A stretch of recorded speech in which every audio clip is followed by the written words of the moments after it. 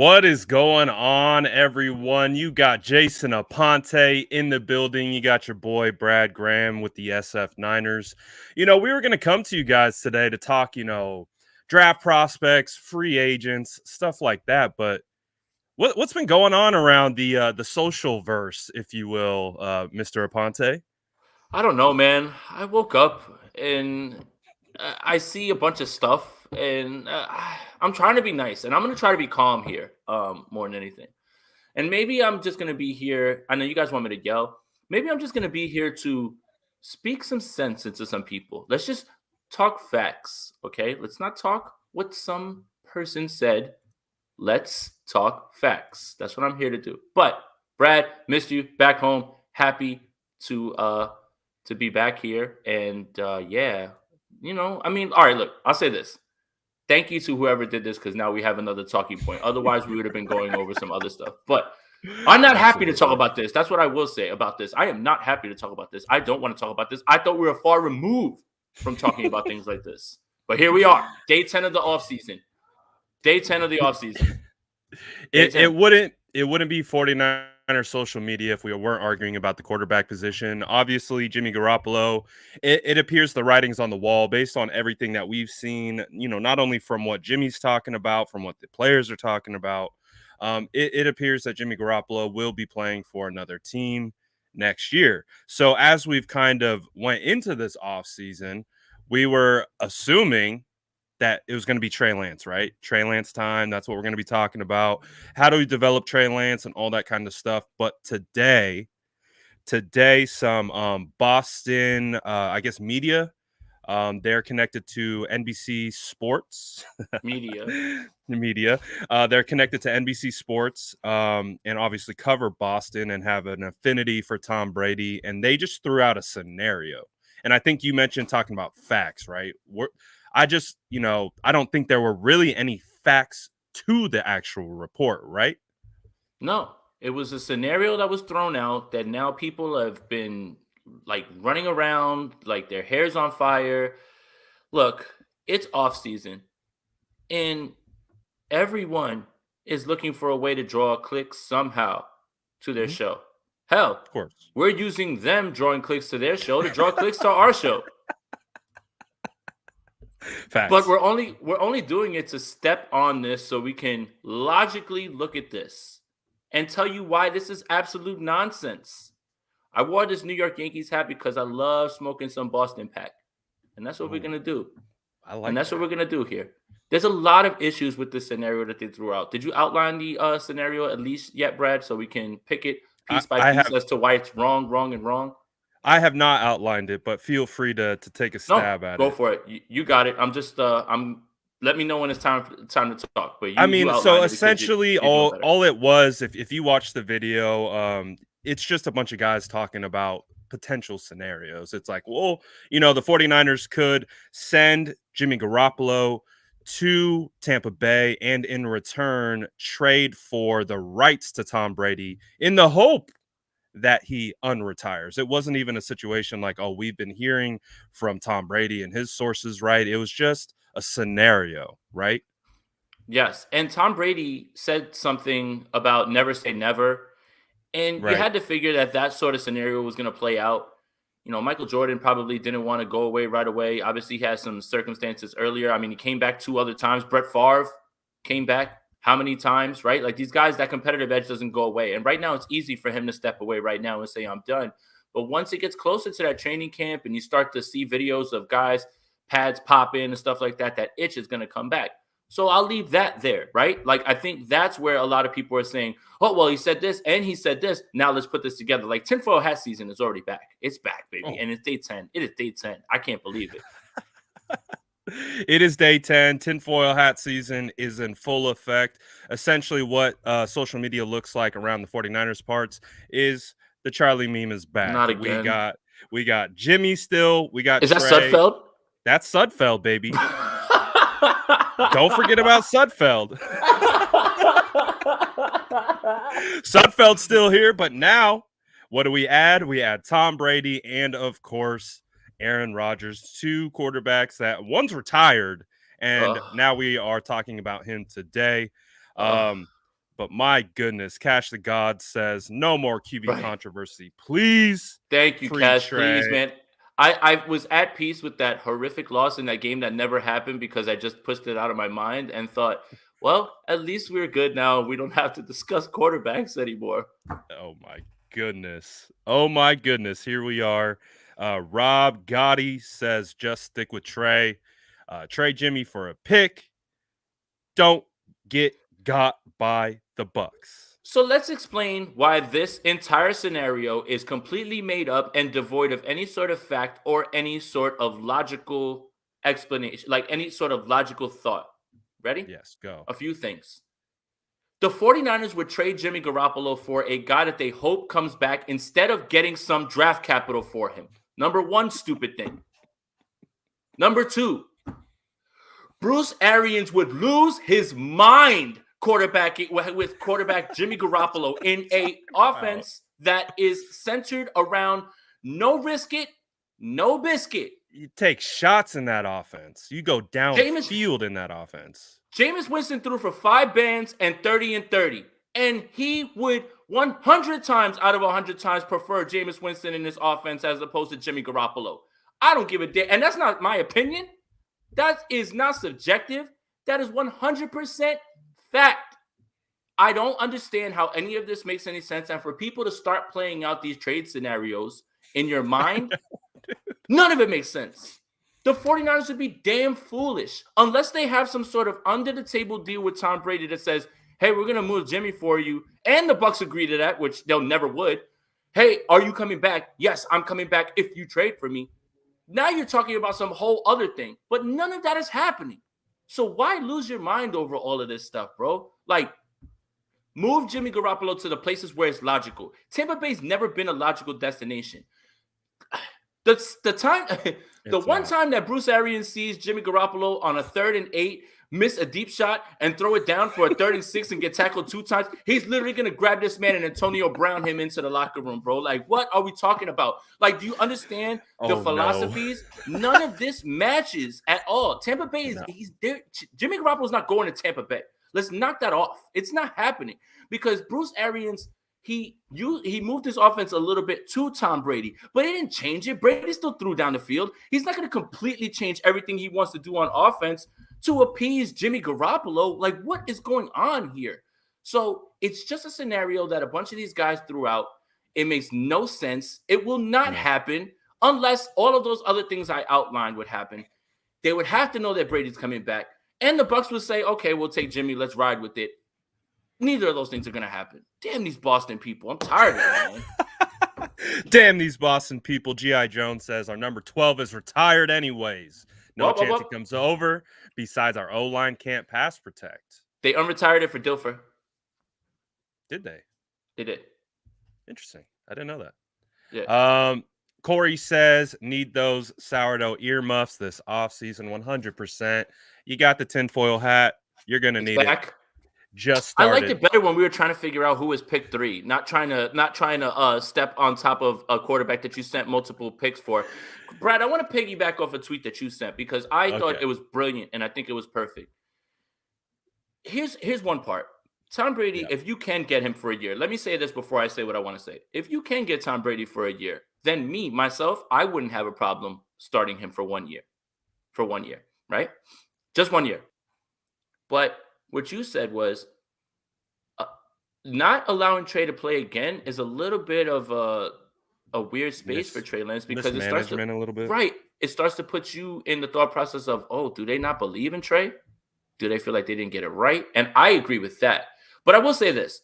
If Tom Brady was a free agent and he went to Kyle and was like, bro, 1 year, let's ride. I think Kyle says yes. And I think I would be okay with that.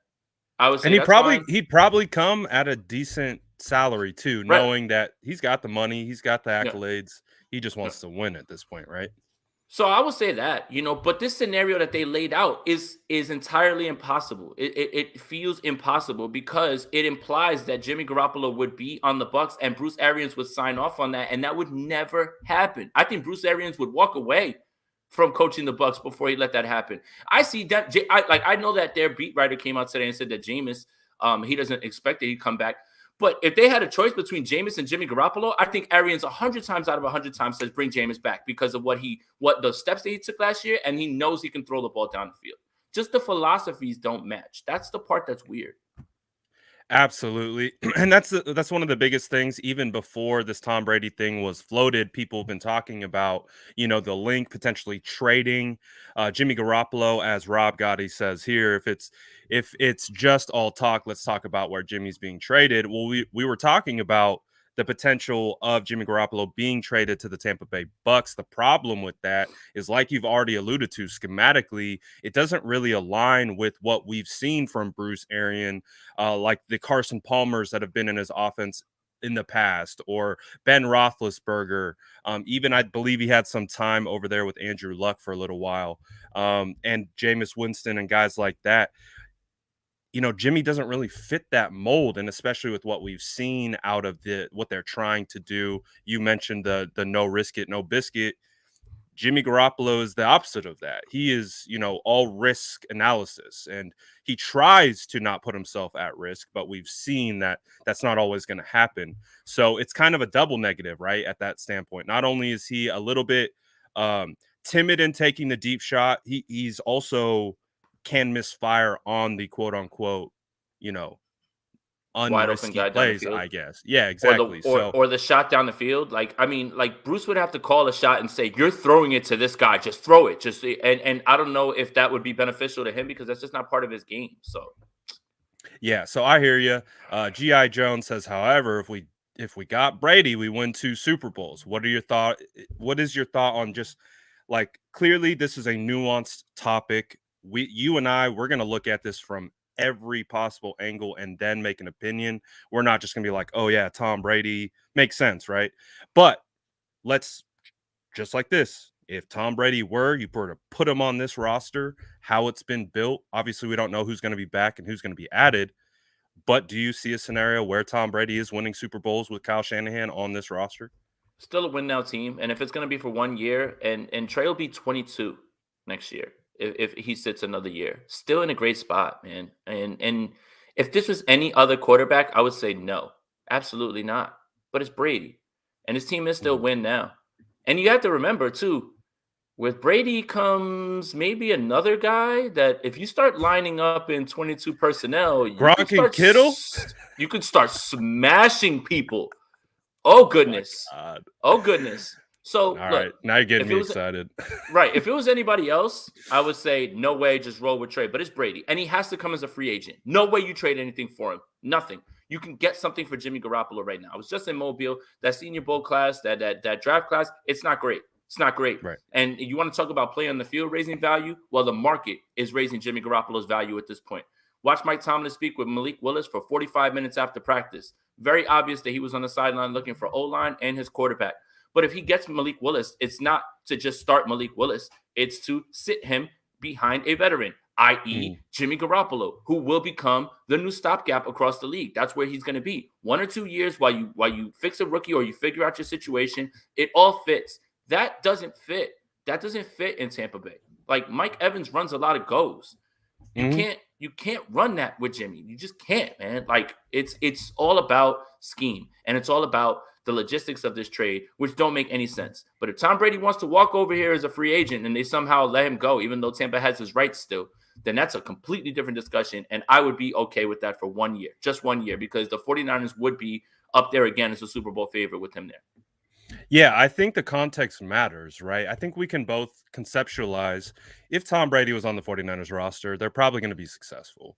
I think we would both agree that, Tom Brady, even at his current age, is probably going to be an upgrade over Jimmy Garoppolo. So in that instance, then of course we were 1 game away from the Super Bowl just this year. Of course, that's going to be the next thought process. This is going to be the guy that's going to come in and take us over the top. But that's unfortunately not what the details are, and there's a lot more moving parts to this situation than just, hey, Tom's a free agent, wants to come over. Keith Murphy says, you're correct if you think Shanahan is frustrated with Jimmy. I'd love to see Jimmy go there just for the Arians press conferences and sideline antics. Man, if you want to see a golf hat get slammed and stomped on 35 times in a Golf game, hat. Nice. Yeah, I mean, Arians golf hat, bro. Of Like, I mean, course. it schematically just doesn't work. And with the Steelers, they can run the same offense that they ran with Matt Canada last year with Ben Roethlisberger. Short, intermediate throws to Deontay Johnson. You take a shot here and there to Chase Claypool. Chase Claypool is who they thought Jalen Hurd was going to be. And it works, right? Like that fits. See how that fits? Right. And a run first team defense. Yep. Arians wants to Najee's push talking about how he would bring Jimmy over. That's what I'm saying. Like that all fits. But like this whole Bruce Arians offense, it's not tailored to Jimmy Garoppolo. And if you want to see something spectacularly fail, that's where it would happen. And apparently that's what Keith wants to see. But we know the 49ers are going to want to put Jimmy in a position to be successful. I want picks or at for least, Jimmy. Yeah. Picks Agreed. for Jimmy. This is a nice topic because I saw today, per Pro Football Talk, Mike Florio. Big Jimmy Garoppolo guy, Mike Florio, by the way. Big Kyle Shanahan guy as well. Big 49ers guy, Mike Florio, by the way. You got to put it up there like that. He loves the 49ers. Loves no, them. he doesn't. He hates No, them. he doesn't. That's James says, are the 49ers 100% sure about moving on from Jimmy? Because as Florio put out today, we've seen it too from other reporters of high regard. What if the 49ers keep Jimmy or they're not actually ready to move on from Jimmy? Do you think that's a scenario, or do you think that's all part of the pump up and drum up trade conversation? This day 10, man. Oh my God. When is camp gonna start? Everything that you saw from body language, press conferences from Jimmy Garoppolo, everybody saying thank you, all of those things should be your clue. And then when you look at the contract, there's one more year. So what? You let Jimmy Garoppolo stay and then walk and you get nothing? Especially, this is the year to move him. The quarterback class is thin. And this is why everybody went apeshit last year trying to get somebody with those first 5 quarterbacks, right? Like, those guys were not going to be any one of those first 5 quarterbacks. And now we can throw Davis Mills in there. Any one of those first 5 quarterbacks will go number 1 in this draft this year. Any one of them. Davis Mills might even be a first rounder this year. Davis Mills would absolutely be a first rounder this year if he was in this draft. Yeah. That's why everybody went crazy last year, because they knew the draft class this year. If you don't move off Jimmy Garoppolo this year, because you'll never get anything higher than you're going to get for him this year, Brad used the word earlier, and I'm going to use it. Mismanagement. Absolute mismanagement. Rip the Band-Aid off, start it, get moving. Rookie contract. Move on. It's done. It's done. Florio, talking to you. I know you're watching. Just because the Vikings aren't going to win anything, don't ever put any of that bad juju on us. All right? Leave us alone.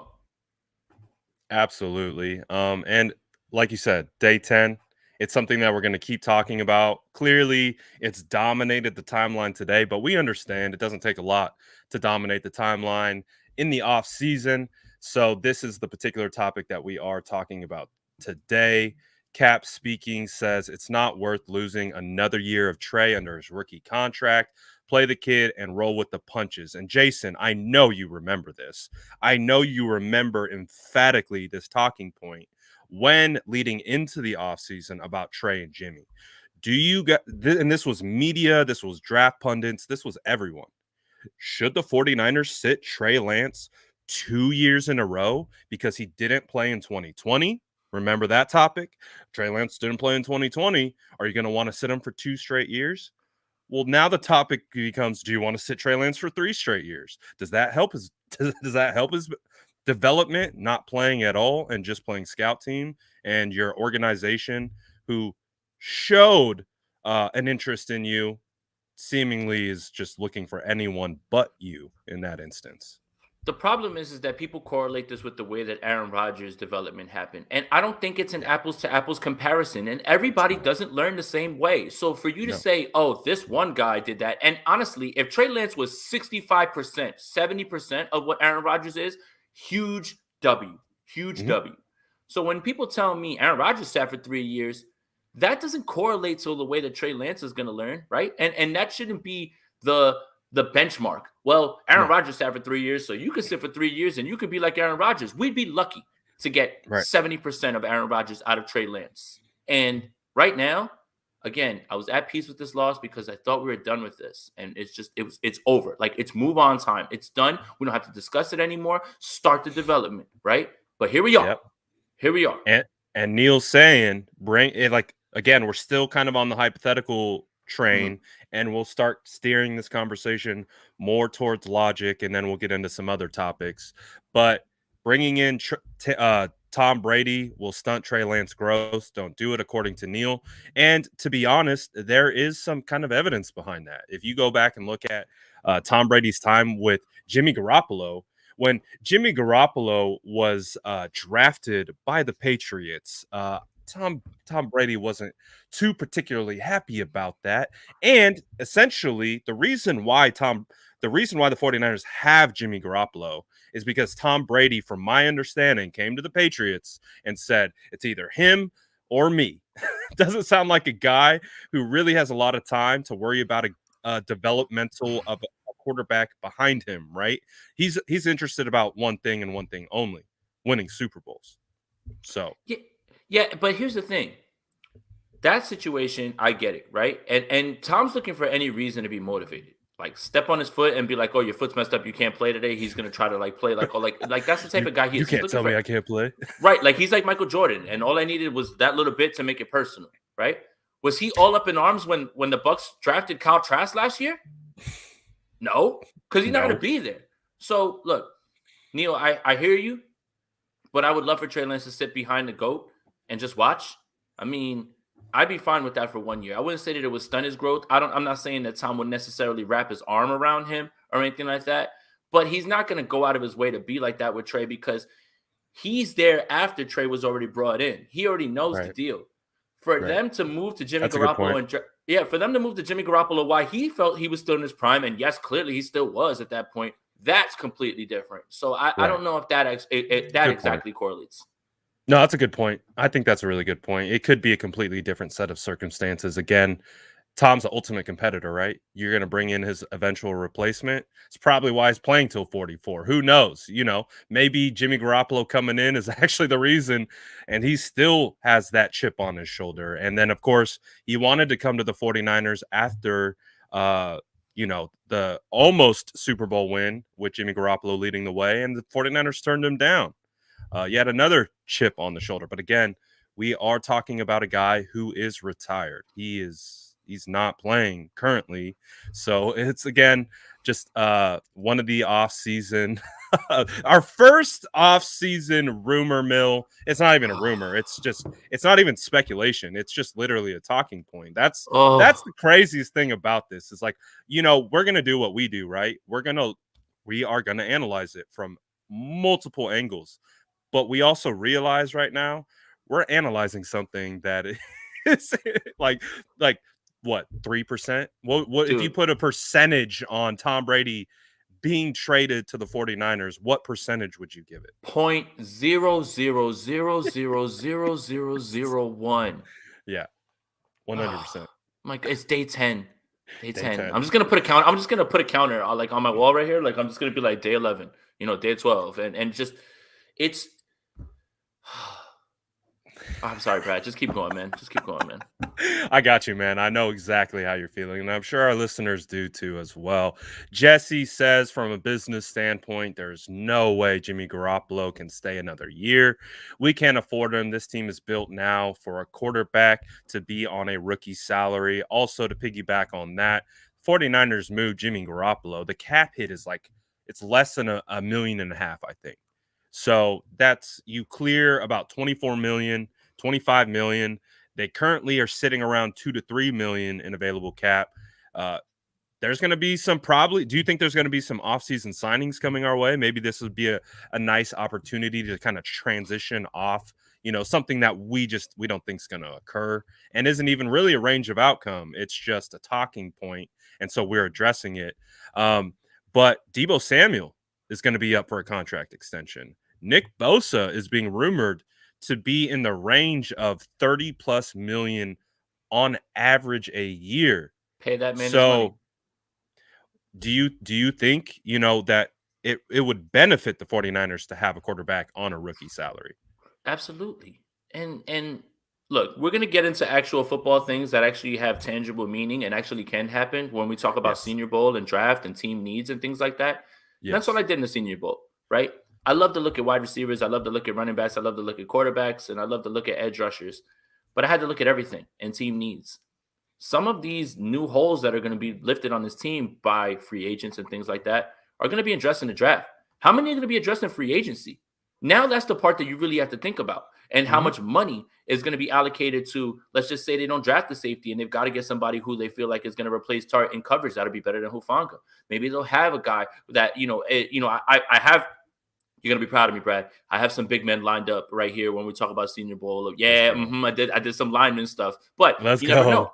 Right? Alex Mack might not be back. Lincoln Tomlinson might not be back. Brunskill might not be back. What do we know about McGlinchey's injury? Now, all of these guys can't be addressed in one draft. And do you really believe that all of the guys that you drafted last draft are going to fill them in? How many of those guys do you need a veteran for that you need to bring in? What about a running back? What about another wide receiver? There's going to be 3 wide receivers on this team that are going to be under contract. I know Jawan Jennings is not currently under contract right now, but there's going to be 3 of them, and I suspect it to be Brandon Ayuk, Deebo Samuel, and Jawan Jennings, right? So a lot of the way that they're going to fill this roster out is going to be some draft and some free agency. So you need every single dollar. The year after is when the cap blows up. So that's why you can sign guys, change their money from signing bonuses to guaranteed, and just work that cap to just move money around. And then when the cap explodes is when you can go crazy and do whatever it is that you want. But yeah, that's a great point. Not everything's going to be addressed in the draft, right? There's some guys that I found that I feel like can be impact players right away for the 49ers with their first pick as of right now at 61, where it's like plug and play. But how many of those guys are there in the draft later on that maybe you need at a position of need? And that's the part that is a little hairy. So there's different ways to skin a cat. There's different ways to build a castle. You still have to be able to fill in with free agents while replenishing yourself in the draft. So that's a great point. Absolutely. And to wrap up the quarterback conversation and 30 minutes almost. I know. 30 minutes about someone else's idea. Flew by. Thank you, NBC Sports Boston and Zolak, you nut job. Smoking that Boston pack per Jason. So we smoking that Boston pack for 30 minutes. It's somebody open a window. Official band name music. Plot twist: Tampa Bay comes to SF, forces Trey Lance out. He goes to some other team and becomes the can't do no wrong because he's a winner guy for the next team. Trey Lance is not going anywhere. Please no. Again, mismanagement is the word that pops to the top of my mind. Dawson says, I'm for Trey Lance, for his growth, and I'm tired of the rumors. Just want a response. And I agree. Too, so Dawson. I think that's a great, also Dawson, good job. That was a great kind of just, that's a period at the end of the sentence. We're going on to a new chapter. So let's kind of transition here. Let's talk about draft. Let's talk about free agency. And I think you made a really good point, because we're not going to be able to address plug and play guys solely through free agency and solely through the draft. There's going to be some moving targets. But when you're looking at free agency, again, we've polled, the fan base. The fan base is hot and heavy for a cornerback. Do you think the 49ers would attempt to sign a free agent cornerback or continue to try to draft a cornerback? I mean, we have a case study from last year of the 49ers taking 2 cornerbacks in the draft. So what are your thoughts on the position of need and how to potentially fill that need? I think the 49ers bring in a cornerback, but not the cornerback everybody wants. Everybody wants J.C. Jackson. I don't think they're going to pony up for that. So if that helps, I don't think that's happening. I mean, when you look at what happened with Ambry Thomas and his growth, and also I got a little feeling that Jason Verrett's going to be back. Yep. So Emmanuel Mosley's here, Jason Verrett, Ambry Thomas, Lenore. Demo. They'll bring in a guy who can be a depth piece. That's a nice name. I don't think they're going to get a top end guy like that. I don't think that's just something they haven't valued. No, they haven't.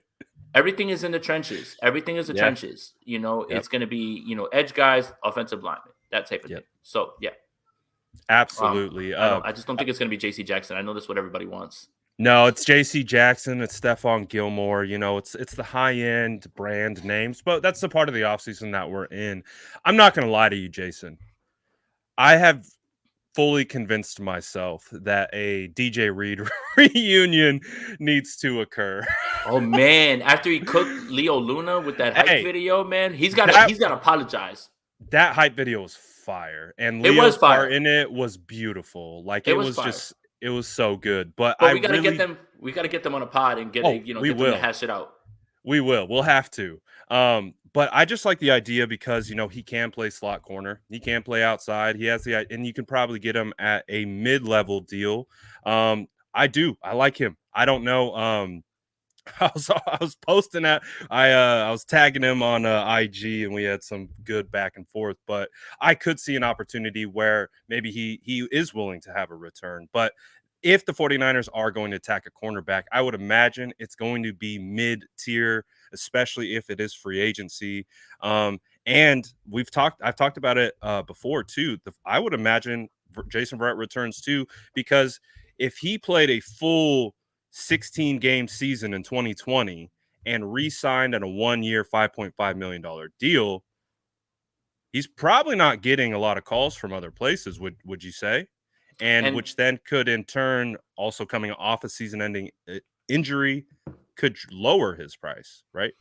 and if I know the 49ers, they're gonna take a chance on a guy who just had a season-ending injury, that his values in the basement a little bit. Yeah, exactly. Yep. So I don't know much about this team, but there seems to be a pattern. They're always going to try to swing low on those guys and then hope that the upside comes, like you saw with Verrett in 2020. So Yeah. yeah, I mean, it's just, I know a lot of people have their heart set on it, and JC Jackson would be a dream, but it's just not the way they operate at this point. Parag's going to punch it into his computer and he's going to punch in the number that he wants, and it's just going to say NO in big ass letters. Like, it's just going to say no, and he's going to look and be like, nah, I can't do it. So no disrespect to Parag, but this is Parag's time of the year. come on, And Wizard. Debo's already posting about it. His agent, they clipped a part where he was on First Take with Stephen A. Smith talking about his contract. I've heard these players talk enough about contracts over the last 5 years to understand what they're saying. Feels like they want the bag. And we know it takes some time to get the bag, at least from this organization. So we're going to continue to see how that plays out, because 49ers need to extend a couple key players. Ask Kittle, Deebo ask Samuel Trent. Being one of them. Ask all of them, man. It's a journey. It is a journey. While I continue to miss super chats, what do you think is going to be, from a draft perspective, especially with you being at Mobile, at the buddy. Senior Bowl, doing all that? I miss being there as well. Jim man. Nagy asked about you. I don't doubt that. He was like, "Where's too much creamer in the coffee, guy?" I was like, "Where's the?" I was like, "Oh, Brad Graham." I was like, "Damn." Oh, Brad, he knows. That was great. It's a highlight of my Twitter experience. But what are some prospects, positional prospects or positional needs that you could see the 49ers filling in the draft and could be impact guys? At 61, two guys. One is going to be Jalen Petrie from Baylor, the safety. And I loved him because of the way that I saw him operate in Mobile. Was up near the box, further out in coverage. I just want to run down some stats real quick. 14 games, 75 tackles, 18 and a half tackles for loss, 3.5 sacks, 5 turnovers forced, 2 picks, 3 forced fumbles. 61 seems like a guy who would be better in coverage than Hufanga immediately. Plug and play guy, has that versatility that Tart had. I love it. Yeah, he showed some promise at the Senior Bowl. Definitely looked like a guy who could fit into the scheme. Obviously, offensive line, defensive line. The 49ers have to retool the offensive line. We don't know what's happening with Laken Tomlinson, Daniel Brunskill, Alex Mack, and Mike McGlinchey. There's 4 potential spots that could be up for grabs. Also on the defensive line, DJ Jones is going to be a free agent. Arden Key is going to be a free agent. So there We don't know what the status of Javon Kinlaw and his health with his knee. So if you're looking at the trenches, were there any players that stood out to you at the Senior Bowl that maybe the 49ers could look for an impact there? Yeah, one more at 61 that has a chance, and if he's there, I'd probably take him over Petrie. Arnold Ebukati. I want to make sure you say his name right because I had to phonetically look it up, from Penn State, edge rusher. Edge rusher. Say it one more time. Arnold Ebukati. Ebukati. Okay. Is he number 17? Yes. He's Penn State? Okay. Yes. Yes. I know who that is. Immediate impact, one of the most consistent edge rushers there. Strong, stardom opposite of Nick Bosa. Explosive, bendy, strong, immediate plug and play guy that looked like a guy that can take his game and this defense to the next level, man. So one of those two guys at 61, he immediately stood out, and I believe that he really has a chance at 61 to stick around. That's the problem, right? Like, that's the thing. It's more about, okay, you like this guy, but will he be there at 61? I believe that one of these two guys will have a chance at 61, and the 49ers would be hard-pressed to pass up on either of these guys. Trenches guys, and I know you're going to love this, buddy. I did a lot of lineman work. I asked a lot of people who were there. I asked a lot of people who were lineman coaches who had played the position. I picked their brains. We sat, I talked. What should I be looking for? What am I looking for when I'm evaluating? One guy, Cole Strange from Chattanooga. He's a guard. Ooh, now, I like them. You like that, right? Okay, cool. Yeah, I do. He took reps at center as well, too. So he's a natural guard, but he worked in Mobile as a center. So again, the 49ers have to find a way to lock down the center position because they don't know what's going on with Alex Mack. Cole Strange was really good going later on into the week. The second day was horrible to evaluate, guys. It was pouring rain. It was like that scene in Forrest Gump. Nobody can catch the ball. Nobody can throw the ball. Guys couldn't keep their feet. It was the worst thing I've ever been through in my life, while being the best thing I've ever been through in my life. But Cole Strange is one guy.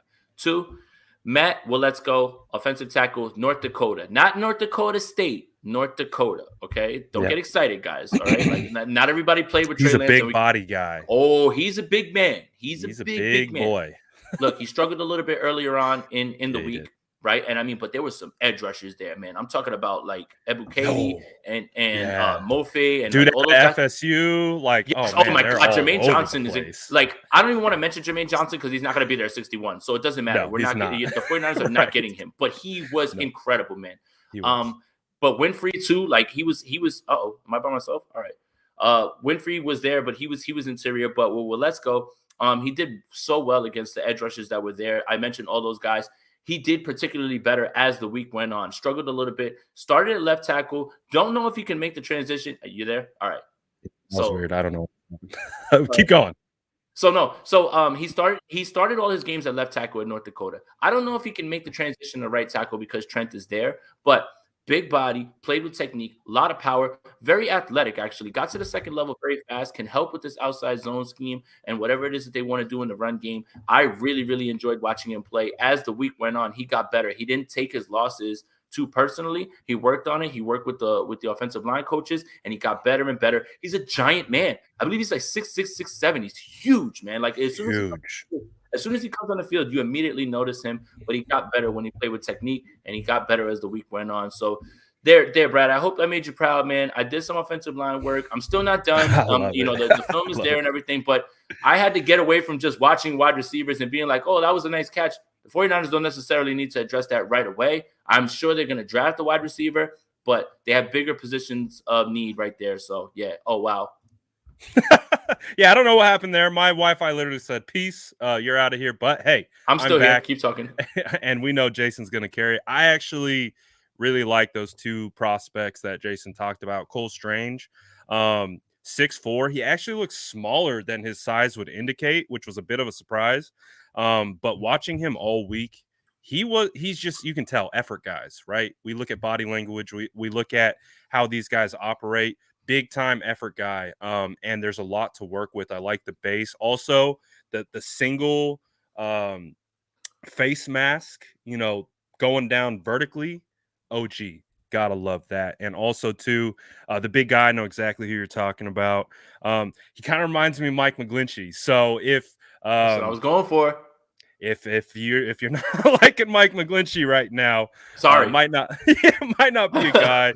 But say a lot of similar things. Like, again, I see the raw base skill set, tools, needs to polish the technique a little bit, but the raw ability is there, and that's what you want. And especially with guys that you could potentially get second, third round, could be a guy, nice developmental piece. Again, Tom Compton, we've seen what they've been able to do with guys like that. Absolutely love it. Some guys that I liked, I don't know, what did you see from Travis Jones out of UConn? Now, we don't know what's going to happen with DJ Jones for the San Francisco 49ers, interior defensive lineman. But do you think Travis Jones is going to be there maybe in the second round, maybe the third round, or did he make a lot of money this week? Because what I saw from him was power on power on power, plus the twitch behind it, which I come to like from DJ Jones, combination of twitch power on the interior. I liked him a lot. Could you see him being there in the second, or did he potentially make a little bit more money this week? He's probably there in a second because there's a lot of guys in front of him that weren't in Mobile, and that's the part that I need to start digging into, right? Like when I look at these guys, it's not like it's just going to be all Senior Bowl guys that go, 1 through 3 rounds, right? So, he had a lot of buzz though. A lot of people liked what he did and everything as well. I'm a big proponent of bringing back DJ Jones as well, though. Like I really am. I really believe that that's one of the bigger things that the 49ers should do. I think DJ Jones made himself a lot of money. If unfortunately the computer comes back and tells them that's too much money for him, then that's another thing. And I applaud DJ Jones for getting the bag, but he had a fair amount of buzz around him as well too, Travis Jones. So, it's hard right now because everybody's like, oh well, what's your mock, dude? I just got back from Mobile. I haven't even dug into any of these other guys that are going to potentially be drafted as well too. Right. So it's hard for me to just say because I like the guy in the Senior Bowl, bro, first round talent. Well, who else is going to be there? What are the positional needs? But yes, you have to bring back DJ Jones, I believe, man. When you look at how much DJ Jones progressed, and Javon Kinlaw could possibly be right behind him, and it's about that fresh rotation, right? That's what led the 49ers down the stretch is, it not necessarily blue chip guys, but fresh legs, and you continue to attack. That's the portion that I believe that DJ Jones has. But Travis Jones, if you're going to trade a Jones for a Jones, it's not a bad thing. But I can't say right now if it's going to be second round, just because you have to dig into all of those other draft prospects. 100%. And that's what makes this awesome, is that we're only in day 10 and I'm just scratching the surface. Like I'm still on Mobile stuff. I still haven't even gotten to everybody else. And that's the fun part of this. Realistically, this is my first time doing full draft season, right? Because last year, all we were talking about was quarterbacks. That's all we gave a damn about. We got hijacked big time. Right. We literally focused on the first round for about 2.5 months. That was all. Right. That's all we talked. That's what somebody at Mobile was like. Well, you weren't watching this guy. I was like, yeah, I was just enamored with Justin Fields the entire time. I was like, I was completely blinded. I was like, I couldn't even see anything else. Our prince, Jason. I know, man. I know. They had some Bears guys there too, and I wanted to walk up and like grab him, like, hey man, help that kid out, man. Take care of him. Take care of that kid, man. You take care of him. And if you don't, I'm coming out. If you don't, I'm coming for you. They'd be like, get him out of here. Who the hell is this guy? Get this guy out of here. Bullpup says, if your stud edge is there and you can trade up, I saw Foe get him. Make the trade. Essentially, I think what Bullpup is saying, if there is go get him. An edge guy there and you can trade, again, we look at the draft capital for the 49ers. You get the additional compensatory pick for Mike McDaniel being a minority hired by Miami. And then you also have the one from Robert Saleh the year before. So the 49ers, you look at the list, it's not top heavy with draft picks. They could trade into the first round with a few picks, man. They could trade into the first round with a few picks, man. That's the thing that people like. That's what makes the draft so interesting. Again, if they identify a guy and they love him, then go get your guy, man. And the 49ers have shown that they will do that. They traded up multiple times in this regime to go get their guy. Now, whether that guy pans out, it's a whole other thing. But they have shown that proponent to do that. Absolutely. And that might be a nice little transition since we are kind of talking about trade, maybe moving. There is still a large piece on the 49ers that we're all anticipating to be moved, gain assets in return, whether it's draft players. Jesse's saying, smash that like button, smash it on both Jason's channel and my channel. We would absolutely appreciate that. We appreciate everyone vibing with us. This is going to be a hard off season, man. This is going to be a hard off season, bro. It's so easy to talk about this team when there's games playing. You guys don't understand how hard it is to come up with content. It's day 10. It's so hard. I'm dying out here. I know I'm yelling about those guys in Boston, but thank God, man. I'm fighting for my life out here. Fighting for my life. Oh, my goodness. So let's talk. Quick question, though.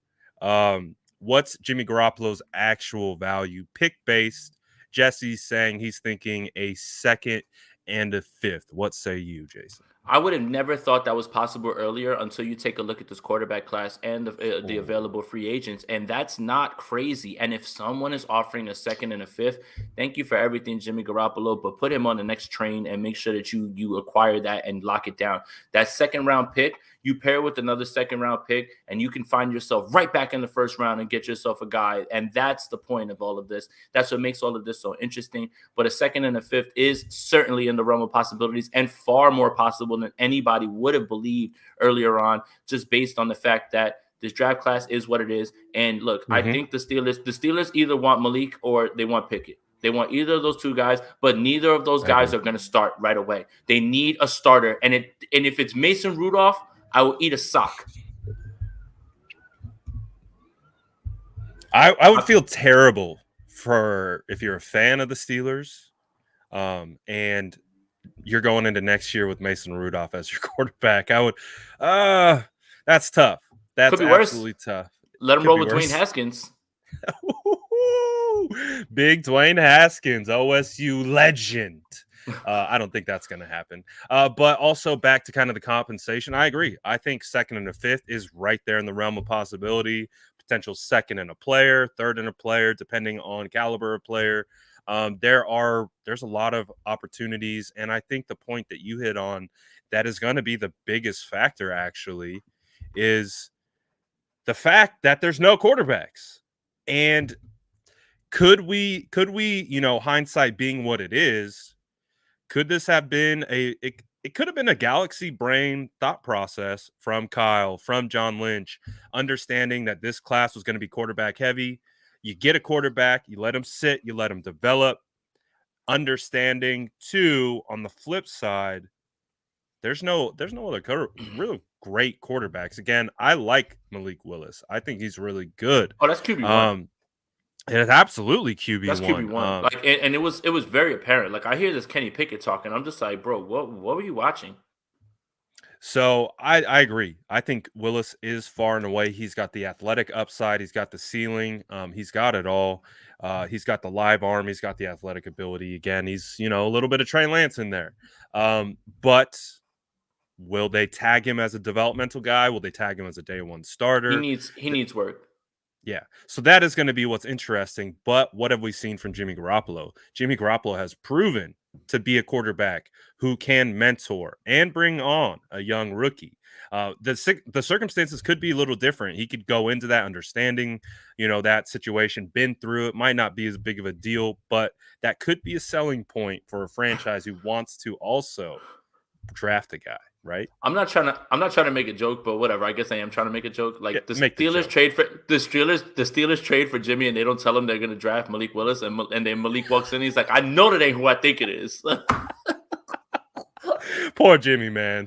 If he didn't know, that would be so bad. But hey, crazier things have happened. But I agree. I think that's kind of in the range of possibility with kind of what we're seeing with the potential value of Jimmy Garoppolo. But again, the 49ers, if they want to move into the first, they have the capital. They have a player that is going to be a huge asset this offseason. Of course, the conversation about Jimmy is going to be a polarizing one within our fan base, but I think we also understand. You think so? He is viewed a little bit differently outside the fan base. You think so, Brad? You think it'll be polarizing? I think. I don't know. Maybe. I think so. Good God, so. Please just end this as fast as possible, man. Please. We got this from Corey. He says Niners trade Jimmy and Greenlaw to Washington for a first and a third. No, they're gonna need to come up. They're gonna need to come off a little bit more than that too, like a first and a third, and probably another pick from another year, man. But yeah, I like it. Player. I like it, Corey. You could get like a starter on defense potentially. I like Who knows? it. I like it. James Vega says thoughts on Anthony Lynn, and we haven't talked about this, Jason. Nope. We haven't talked about the addition of Anthony Lynn, and we haven't talked about the departure of Mike McDaniel. Let's talk about that a little bit. Shout out to Logic, the hitman. Let's talk about it a little bit, but let's start with thoughts on Lynn bringing in Justin Jackson, running back who's been with the Chargers for his majority of his career up until this point. I like it. As a Justin Jackson dynasty manager, this would please me. No, It would please me as well. let's throw this away. Let's throw that away. No, he's actually a He's- very solid back. There's a very yeah, solid back. No, he's a very solid back. And if you got a chance to see him when Eckler actually went down and he was able to take the full workload, he's a very good back, man. I really do believe that. And I would love that. Pair him back with Lynn. And we'll talk about the impact of Lynn, but I love that idea. The 49ers are going to bring in another running back, but it's not going to be a flashy name. Sorry, guys, there's going to be no Saquon Barkley trade. Like, let's just throw that out as well, too, because I saw that being floated around. Hey, look, yes. those edits look really dope. He looks amazing in that suit, and everything, but no, not going to happen. But nope. Justin Jackson would be somebody that I would be highly intrigued with, man, and I think that would be an absolute great depth piece. And if, God forbid, was pressed into duty, could absolutely handle, a spot start here and there. I really love that idea, James. That's a really good one, honestly. Absolutely. And I'm with Jason. I own plenty of Justin Jackson shares in Dynasty. I am a quiet Justin Jackson truther. So, and I believe he's still about 25 years old, right around that range. So there's still some tread on that tire. And, he's been a backup for the most part. I like that, James. I'm gonna run to Twitter and act like I thought of it first. So don't get mad. Do it. Real quick. Get it out there quick. I'm gonna start the Justin Jackson to San Francisco train, and then I'm gonna, when people are like, "You're a genius," I'm gonna be like, "Yep, I definitely didn't hear from James Vega." I definitely didn't hear from James. I'm gonna go ahead and start the DJ Reed hype. We'll get our trains rolling in the right direction. It's that time of the year, right? Got to grab content from somewhere. You got to get the content from somewhere. And if we can't find it from somewhere, we will create it. So if the Boston guys aren't giving it to us, then we got to take it from our viewers. Appreciate you, James. Absolutely. And kind of in the same conversation, and Dawson coming in on really good timing here. Should the 49ers trade Trey Sermon, or in the same vein, can Anthony Lynn potentially get some production, maybe bring different perspective to the table? What do you think about that? Two things. First, that would just make me really mad if they moved on from Trey Sermon, because you know who they could have just sat in their spot and drafted? Just a guy named Javonte Williams. I'm just throwing it out there. But it's okay. I don't think they should. And for the reason that Brad mentioned, what Anthony Lynn is going to bring to this run game isn't some sort of drastic change. It's going to be a wrinkle. And I believe it will help Trey Sermon. And I think that, remember, we've talked about this. How much of Trey, and Banks playing together is something that why you didn't see those guys. And I think Anthony Lynn is the perfect guy to help all of those guys. And I think that's the part that he brings, and it's got me excited. Tyrod Taylor had his best time under Anthony Lynn. The inside, the inside running, that'll be big for Trey Sermon. And then Banks, all of that is supposed to be to his strengths, all of those things. So I love it. All of these things seem calculated almost, as if they knew Mike McDaniel was going to move on, as if they knew they had a year to play around with. Now, could I be wrong? For sure. But all of this kind of feels like it's all lining up. And I love this Anthony Lynn move for that reason, because I think Trey Sermon would flourish under Anthony Lynn because of that wrinkle that he adds to the run game. They're not going to change the run game. Still going to be very much outside zone, and they're going to do what they do. But the wrinkle that they're going to add is that inside running, and Trey Sermon is suited to do that. And I think that's where you'll see him succeed. Absolutely. And I'm a big comp guy. And when I saw Anthony Lynn and just people took that tweet wrong. People took that tweet wrong with you. And that's fine. That's perfectly fine. I'm okay with it. I've accepted that anything that I tweet in 2022 will be misinterpreted. So I'm okay with it, and I'm vibing with it. You're only crazy until they don't see the vision. That's it. You're only crazy until they don't see like what's going on. Exactly. And I really, honestly, it is what it is. With Trey Sermon, from a body composition standpoint, 6 foot, 6'1", 215 pounds, arm length, arm size, everything is kind of on par and on pace with Melvin Gordon. And one of the things that I was looking for when I was looking into Anthony Lynn is it's not necessarily an apples to apples comparison. It's more of a traits comparison to see what Anthony Lynn was able to get out of Melvin Gordon, a very similar traits type of back that I see from Trey Sermon. So I'm just looking at it from the sense of there's a potential to get more out of Trey Sermon than what we saw, because I think it's pretty clear with Trey Sermon, it was just kind of the same thing we're seeing with Elijah Mitchell a little bit. Just, trying to find the vision, trying to find the gel behind the offensive line. Then he gets hurt or kind of gets relegated to the doghouse a little bit, if you will. And we just didn't see much of him this year. So I'm very interested to see what Anthony Lynn is able to do, bring in a fresh perspective. I still think Elijah Mitchell is going to be RB1. I think Elijah has proven to be RB1. The transformation of Elijah Mitchell when he came back from injury after I think he missed those 3 games, we're like, oh, there it is. There's the vision. The speed that he possesses, the quickness, the physicality, that was always there. We just needed to see the vision come with it, and then we really got to see Elijah blossom. So it's going to be interesting to see what happens with Trey Sermon. But what do you envision for Anthony Lynn? Do you think he will slide into that Mike McDaniel role where he's offensive coordinator, or do you think he's just going to be kind of the assistant head coach / running back coach? Like, what do you see with Anthony Lynn, and overall, what do you feel of the move with McDaniels leaving? A few things. A guy who has instant recognition, head coach, has a track record of running that thing, which is what the 49ers want to do. And then the Tyrod Taylor thing is really what has me excited. When you watch the ascension in Buffalo from running back coach to offensive coordinator to head coach, all of those things, Shady McCoy had some of his best years under him, and I am including those Eagles years where he was allowed to run wild. And Tyrod had his best time in this league under Anthony Lynn. Instant recognition, adds a new wrinkle, can help with the development. He can have the OC title, but we know who's calling the plays. Like, Kyle's the OC. And look, not to take anything away from Mike McDaniel, because Mike McDaniel is a very big portion of it, right? He understands angles. He understands how to fool defenses. He understands fronts. He understands how to create those gaps, those cutback lanes. I am not taking anything. And that's why he got hired.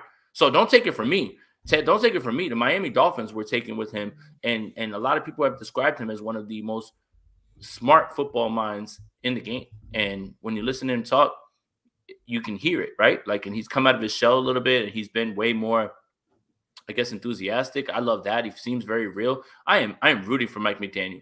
Buy your Myles Gaskin stocks in whatever it is. Yeah, like, if you were able to make it through this year with Myles Gaskin, then next year, this year coming up is the one that you should really be excited about. But with Anthony Lynn, it was your first clue that Mike McDaniel was out the door. Like, it didn't take an NFL insider to realize that Mike McDaniel was going to Miami. Yeah, no. Once Anthony, I sent out a tweet the night before the Senior Bowl. I was like, Mike McDaniel's gone, or the night of the Senior Bowl. I'm like, Mike McDaniel's gone to Miami. People are like, source? Who's your source? There is no source. It's literally what's happening. Use logic. Right. It's right there. I love use logic. Yeah. I love that right there. But it's right there in front of you. You don't need to be an NFL insider to realize that was happening, right? I wasn't trying to break news. It's just when you see Lynn signed, when you hear other people talk, it just was a slam dunk. But with Lynn, I love it. He's a guy who, again, now let's get greedy. Now let's really get greedy. 1 year, he stays and he helps. A second year, he helps and he stays. Anthony Lynn's not out of the head coaching realm or the offensive coordinator realm for other teams. No. So he moves on. Guess what you get? Comp picks. Yep. It works out for everybody. It works out for everybody. He rebuilds his stock because there were rumblings that he was not happy in Detroit with Dan Campbell. And now he gets to come here. He's a former 49er. All of this stuff lines up. He's boys with Mike Shanahan, has known Kyle forever. There's a lot of ties there. This was perfect. And this continues to be the Pro Bowl staff of coaches, because next year DeMeco Ryans is going to be a head coach somewhere. That's it. Done. I'm sorry, guys. Hate to be. We're going to be talking about Chris Korsek. Is he going to leave? We're going to have to promote him. That's going to be the next conversation. And we have to talk about who Mike McDaniel's already taken Embry with him. Who else is going with Mike McDaniel? I know. That's what I'm waiting for. I'm like, damn, who else is going? Who else? So the 49ers, who? Scangarello? So the 49ers already have a Pro Bowl roster of coaches.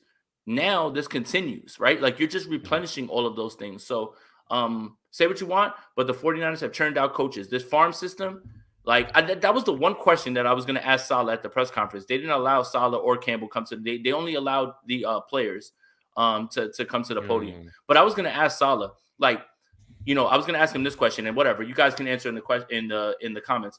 I was going to say, hey, look, you let your coaches run the Senior Bowl, right? Like, you didn't do too much. You let them. You come from a place where they're promoting guys into head coaching spots, right? Like I was going to ask, I'm like, Mike McDaniel seems to be ready for this Miami job. Like, what is your thought process on all of that? Because it all seems to be happening in that way where guys are grooming guys to get other jobs. And Saleh, I wish I was able to ask him that question, but yeah, they wouldn't allow him to come in.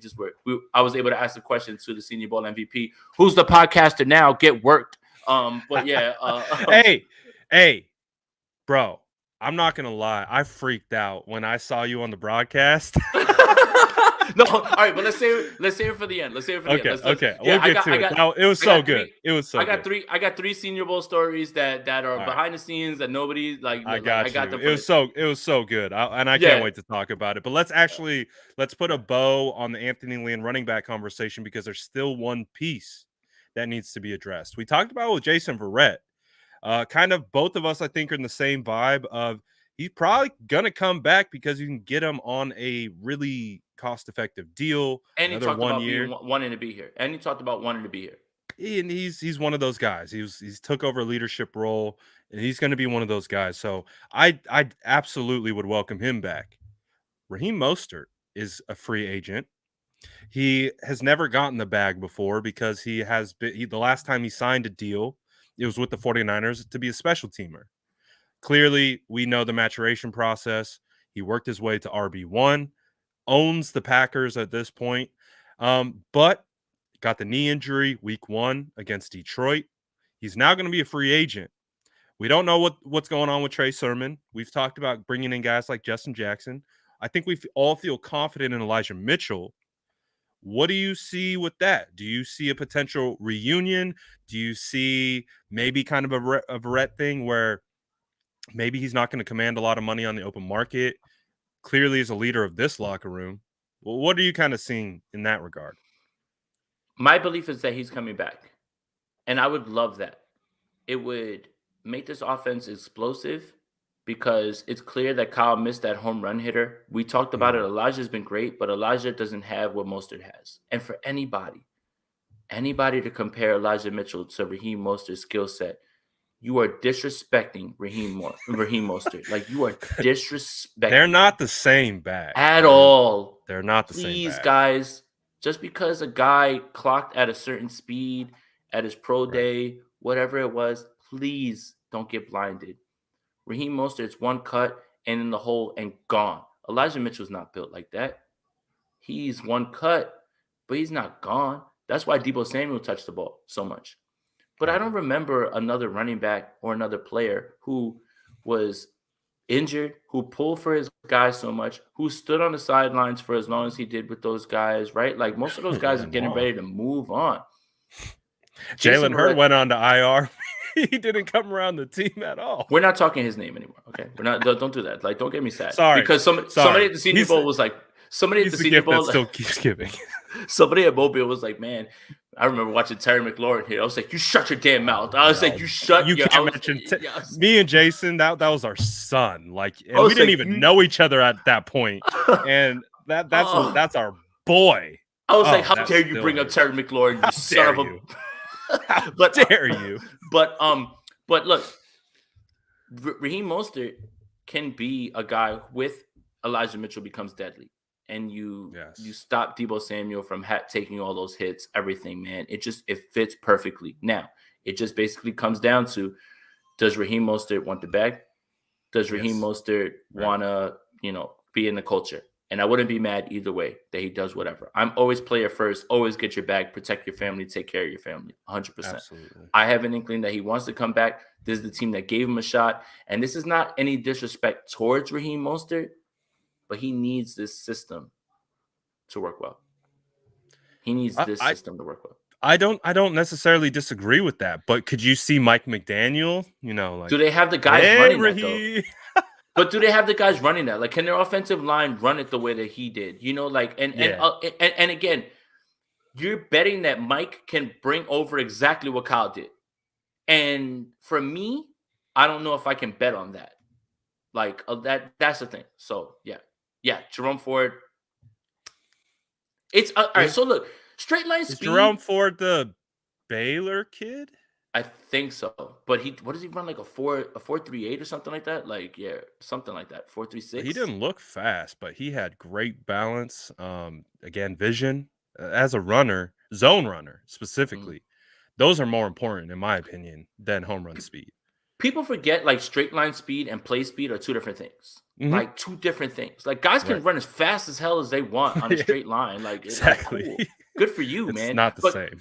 can you see the hole, put your foot in the ground, hit that hole, and then get fast? Like that's the part that I think is a disrespect to Raheem Mostert when people say, "Well, Elijah Mitchell's similar." Nah, they are not similar. Stop saying that. Please stop saying Hmm. that. Yeah. That's not true at all. Jerome Ford is from Cincinnati. Cincinnati. I was thinking about the Baylor kid at the Senior Bowl. I wrote his Oh, name he down scored a tutty. somewhere. I think so. I Yeah. think so. But I really liked his running style. He was instantly. I was like, oh, that's a Kyle Shanahan guy. Um, but I liked him. And again, running back is going to be a position of need, something that they're going to look for. I'm being told to check on Luke Luna's comment. Luke says trading into the first round will eat up more cap space than picking two guys in the second. It may help stay out of the first in a year where we're strapped to keep guys that we have. What are your thoughts on that? It's a little bit of a cap conversation, We have a if you wizard, will. man. He'll make it The happen, and he's gonna wizard. do all the right things. Like He's we'll be going to do the fine. right things by the 49ers, that's for sure. I mean, he always does. Sometimes. That's why DeForest Buckner's not here. Oh, I'm sorry. Did I Oh, say that out loud? ouch. Sorry. That hurts. Hey, Sorry. I'm not going to lie. It hurt a little bit seeing Defoe in Vegas with Kittle, Bosa, with all the Tart. boys, Tart, Ugh. all the homies, man. You had Mo Hurst out there. You had Tired. Sudfeld out there. I'm tired of these guys putting me in my Jimmy. feelings for no reason with an IG story, man. Like I wake up at 3 in the morning out of like one of my sleeps and I open up IG and I see all the boys hanging out and I'm just like, damn it, that was the last ride. I'm tired of y'all. I was out. It it was, and that's how they treated it. That's what that Vegas trip Ugh. was. They've been going to Vegas every year since 2017. We've gotten some great content out of those Vegas trips, and it does feel like the last one as at least a 49er unit. Clearly, Defoe's already headed out the door, but it Garoppolo left there with something.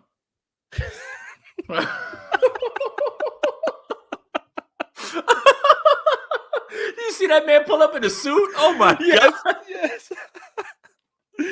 Oh boy. Whew. Oh All man, right, what I got to bring it what back. a day? What would it be like to be Jimmy Garoppolo in a day and just Oh, be able to just do whatever it is that you want to do, man? Like good for you, it Jimmy. must be Way to go, buddy. nice. Way to go, buddy. Yeah. Way I to go, mean, buddy. heck, we saw him walk right past us at training camp. We're like, oh boy, it's true. The chin Yeah, man. line. Oh my But goodness. easily the most handsome man I've ever seen in my life, hands down, It's 100%. wild. Wow. Vish says, hey fellas, excited about the offseason. Love the RB ideas, but it won't mean anything unless O-line is stronger. I agree 100%. Any prospects in the Senior Bowl and free agents? I know Jason had already talked about some prospects at the Senior Bowl. If you want to just recap it really quick, the couple Yeah, guys that you saw. Cole Strange from Chattanooga, guard, played a little bit of center. He should be around later on. And Matt Waletzko from North Dakota, he played left tackle, offensive tackle, big guy, looks like Mike McGlinchey. But yeah, I mean, those guys. When I looked at guys, I looked at guys that realistically the 49ers could be in position to draft. Like, there's no point in talking about a guy who is going to be like, let's say, a top 10 pick. The 49ers are going to be there, so it doesn't really Right. matter. These are realistic targets, and then you have to hope that the guys that they drafted, Jalen Moore, Aaron Banks, develop. And you know what? And if you bring back Lincoln Tomlinson, then a lot of this stuff changes a little bit more. So we're far away. We're far away from all of that. So yeah. Yeah, so we have at least 3 dominoes that we're waiting to fall. Extension of Lakin, what's happening with Brunskill? He's Restricted. I believe he's restricted free agent. Hmm. So they still technically can bring him back They at just a won't match if it's too high. exactly. They could slap him with a tender, right? Third round, fourth round, whatever they want to get in return. So if he does get a deal, does sign somewhere else, then they have an opportunity to get an additional pick from Brunskill. But also got to figure out what's going on with Alex Mack. So there's still a lot of moves that need to happen with the 49ers, but I would assume the 49ers are going to be targeting O-line in the draft and free agency. Just one guy that I came away really, really liking at the Senior Bowl was Boston Collins Zion Johnson. It was funny when I was watching him, and someone else had shown, I think it was a PFF draft report after I was already tweeting about him. He said they comped him to Laken Tomlinson, and it was funny because when I was looking at the body, it reminded me of Laken Tomlinson. I kept calling him a thick boy. He was definitely a thick boy. I like Zion Johnson. He's a guy that was a guard, but is transitioning to potentially playing center. I think he could be available in the second round. We'll find out. He made a lot of money at the Senior Bowl, so we'll see. But yeah, I haven't even dug into the free agents yet because we need to figure out who's going to be here and how much then they would spend, because I don't know what you think about it, Jason, but if there are going to be holes on the offensive line, and based on what we saw with the development of Aaron Banks and Jalen Moore, it would probably be beneficial to go to the free agent well and get an experienced guy that's more plug and play than developmental. Would you say that would kind of be your thought process? For sure, and that's why when people ask about cornerback, I'm just like, they're not going to go top end cornerback. They have shown that they're going to get guys who they can plug and play on in the trenches, and that Yes. is just the way that they do things. Agree with it or not, that's just the way they do things. Right. Absolutely. Corey says anybody with two eyes knows Mitchell is not equal to Raheem Mostert. It's not as common as you think, Corey. It really is not as isn't. common as you think, man. It's too many comps to just, we got mom, can we go out and get Raheem Mostert? No, we've got Raheem Mostert at home. No, you don't. No, you got don't. Raheem Mostert. No, you don't. No, you don't. No, you don't. He's his own man's. He's his own man's. Dean, Dean, block Dean from the chat. Block Dean from the chat. Take Mostert is definitely a 1 foot plant and take off kind of player, sort of like Terry McLaurin. I thought we were friends. I thought we were friends. I know where we're at, Jason. We scouted Terry coming out of OSU. I guarantee you both of us ranked him higher than Paris Campbell, and I don't know about Curtis Samuel. I had him. I knew that. I had him above both. Like, that's where I'm at. He just was underutilized. Yes. And he's not a speed guy. He's a technique. I'm going to work you out the line of scrimmage and then high point the hell out of you. He's a great guy, but I don't see a lot of similarities to Raheem Mostert. What he's doing is trolling me by saying that. Like, he's trolling me. Get it? Because Dean is trolling. That's what he's doing. Dean, he's trolling. I see you. I see you. I know you. I think Jason knows Dean. So I know Dean. We took a picture with AD 49ers in Chicago.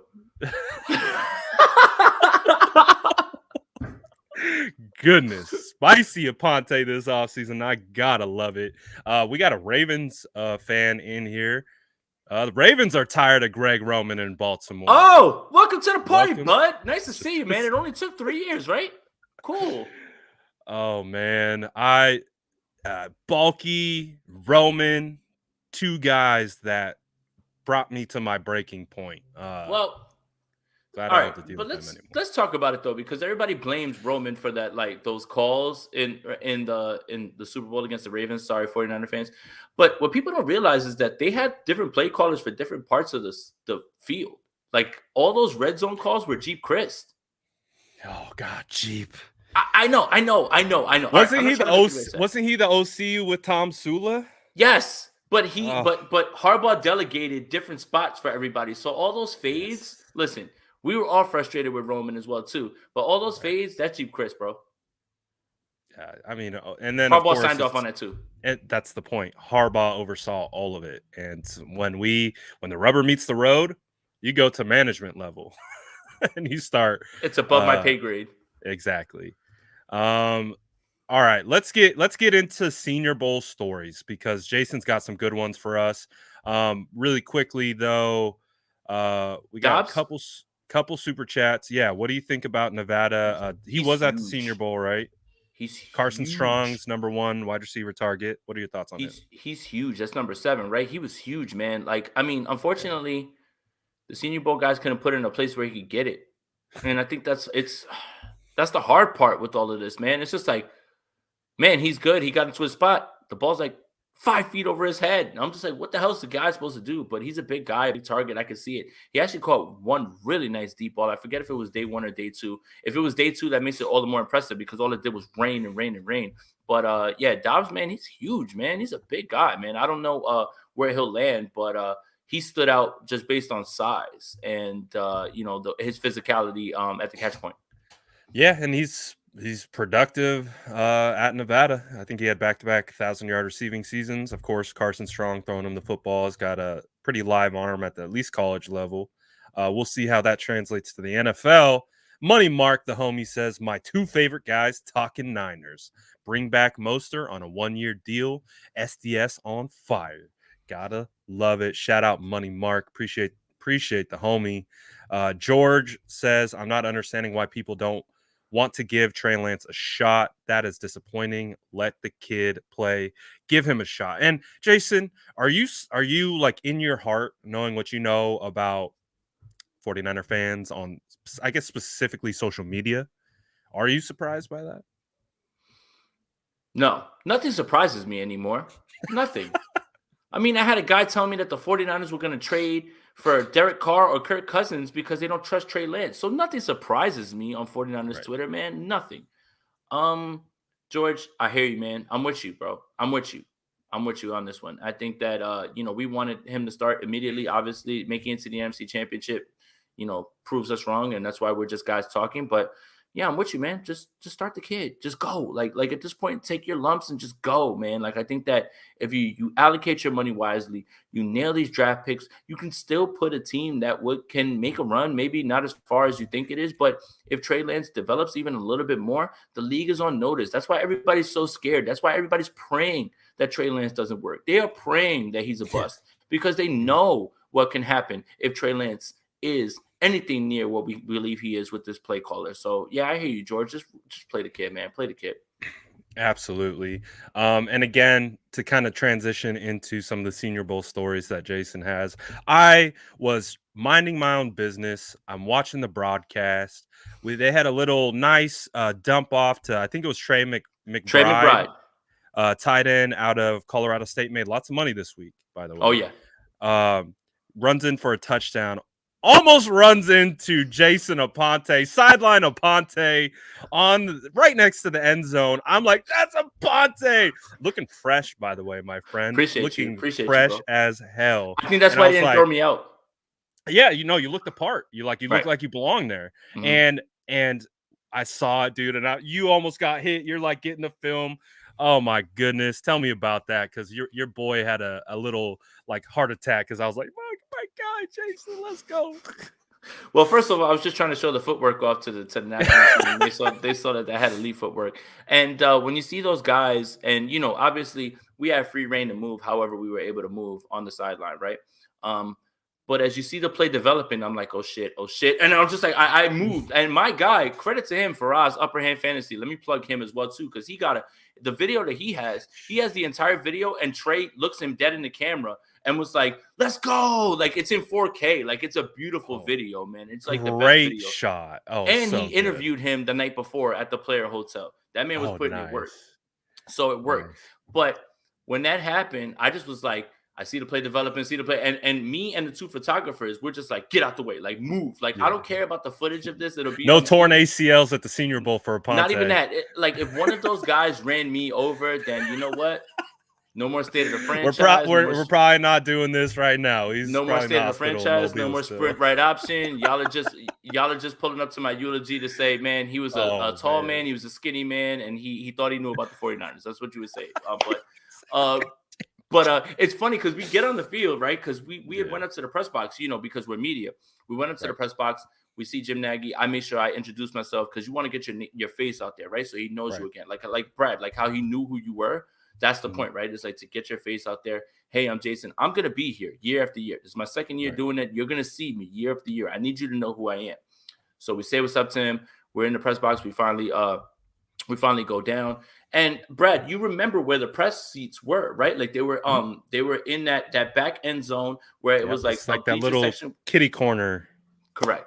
So we go to stand over there because I'm telling my guy who was there for the first time, I'm like, nah, it's over here. It's over here. We get over there. It's like, this isn't for press. And we're like, what? What are we supposed to do? Like the press box had their sections for NFL Network, ESPN, all of those things. Right. So we just walk around. There was a security guard down there. We showed the badge. They scanned the badge.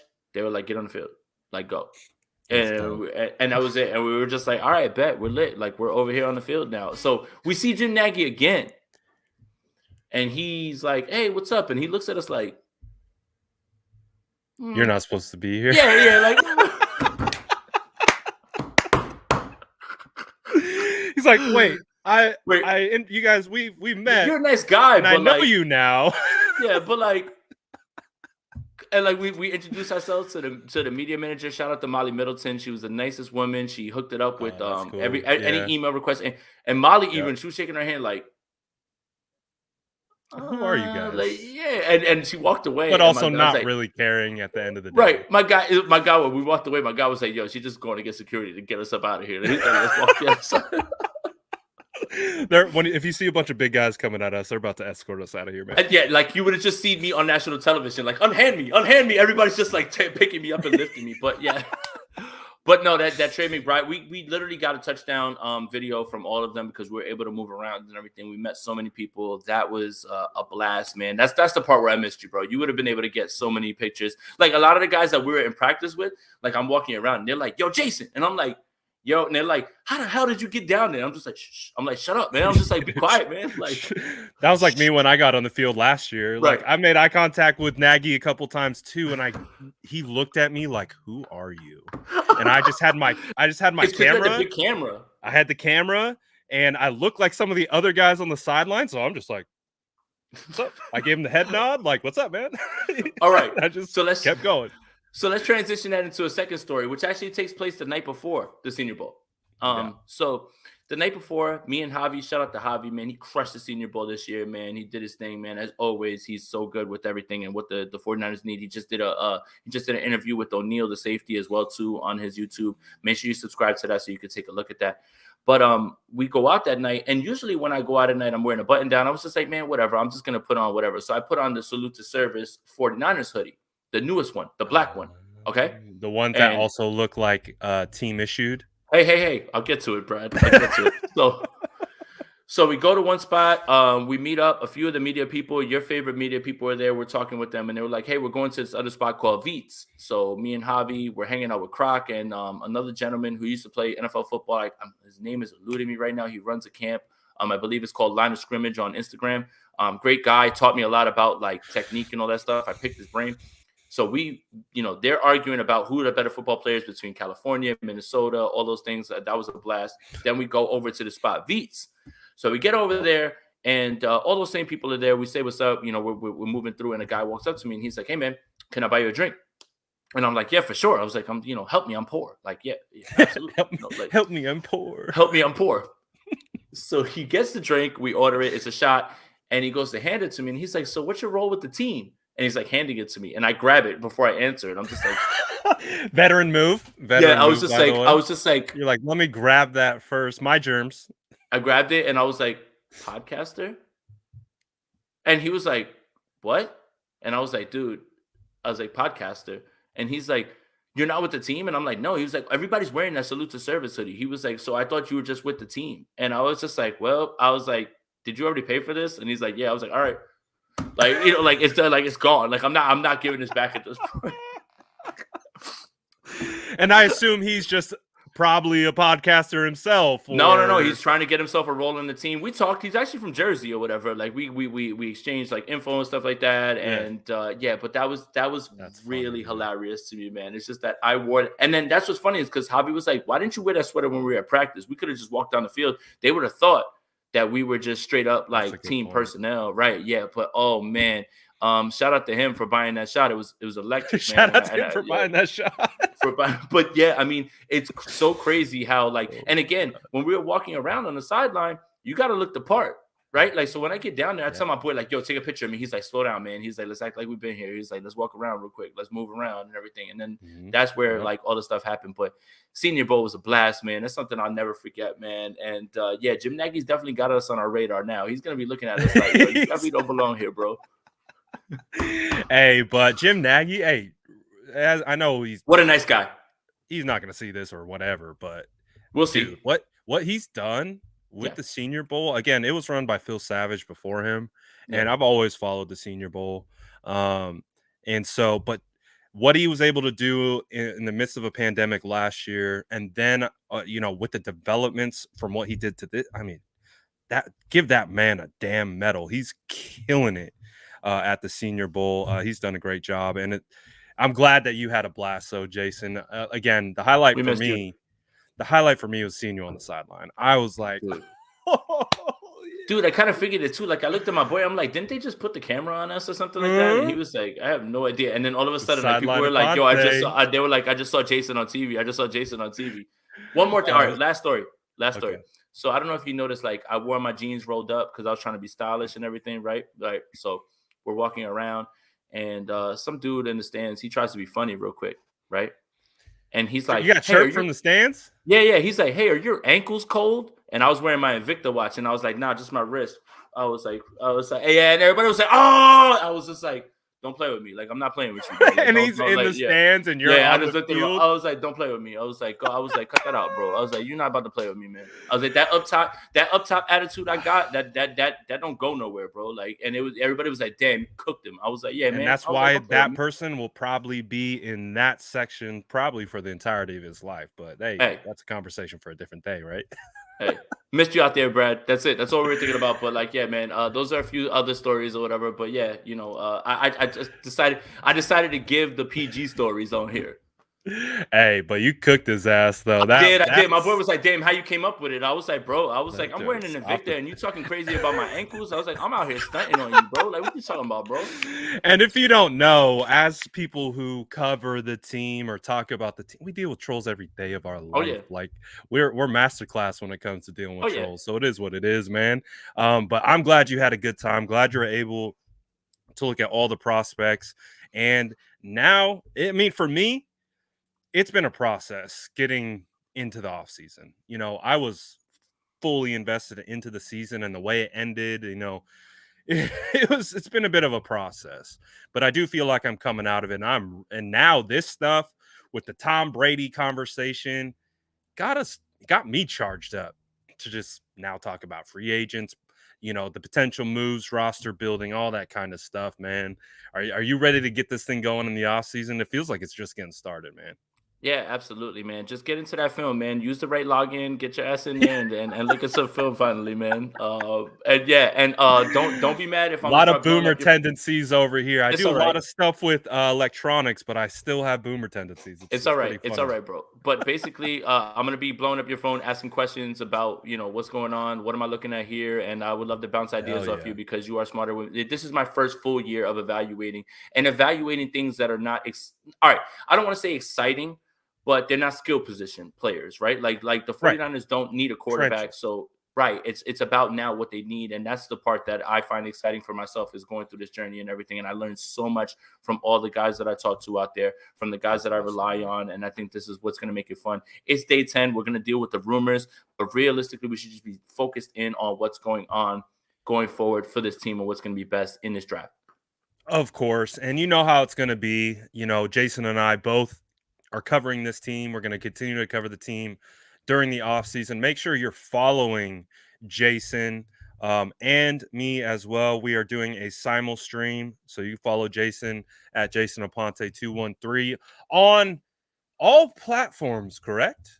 Well, I don't know if you're gonna follow me on IG, but at Jay Aponte 2103. So Jay Aponte on Instagram. But Jason Aponte 2103, close to 10,000, man. Almost there, like 300 more, man. We'll get there, man. Oh, you're almost at 10K on Twitter. Let's try, man. Let's try.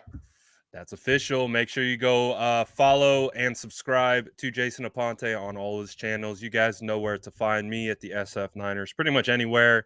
Gammon says, Brad and Jason, best Wednesday ever. I'm just saying. Appreciate you, Gammon. And no, Jason will not review my film. Oh, please, Jason. That's for a Patreon. We had like a 30-minute conversation about my old film that's floating around YouTube.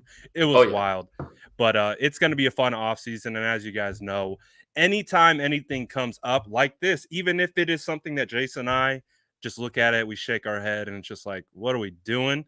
But if everyone's talking about it, we're going to address it. We're going to put it in its place, right? And then we'll move forward. Fingers crossed. The next move, Combine in Indiana. I'm just waiting. I already submitted the credential. I already submitted the credential. That's waiting. Where you want to be. Just waiting. So those Mobile people would be like, that guy in the stands, he doesn't belong here. Yeah, and they just kick me out. Tall son of a gun walking around the sidelines. Let's see, man. If we get there, then that's what it is, man. Absolutely. Appreciate everyone. Shout out to you, Jason. All the great coverage you did at the Senior Bowl. Killed it. Sideline Aponte is now an official thing, and I'm very excited about that. And I'm excited to see more Sideline Aponte moving forward. Shout out everyone in the chat. It's been live. It's day, like Jason keeps saying, it's day 10. We're just getting started. Appreciate you guys. Thank you for tuning in, and we'll see you guys on the other side.